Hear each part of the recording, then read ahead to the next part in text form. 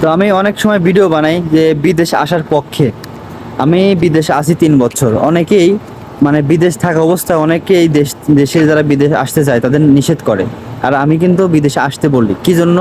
আমি নিজে প্রমাণিত। আমি কিন্তু আমার বাংলাদেশে আমি যে 3 বছর সৌদি আরবে আসছি, আমি যদি বাংলাদেশে থাকতাম আমি কিন্তু কোনো কিচ্ছু করতে পারতাম না। আমি সৌদি আরবে আসছি বলতে আমি কিছু একটা করতে পারি। আমি আমার এলাকার আশেপাশে দেখি অনেক মাস্টার কমপ্লিট করা ছেলেরাও ঘুরে বেড়ায়, এখনও ঘুরে বেড়ায়। তাদের দিয়ে বলি 5,000 টাকা বের করতে, সে 5,000 টাকা বের করতে পারবে না।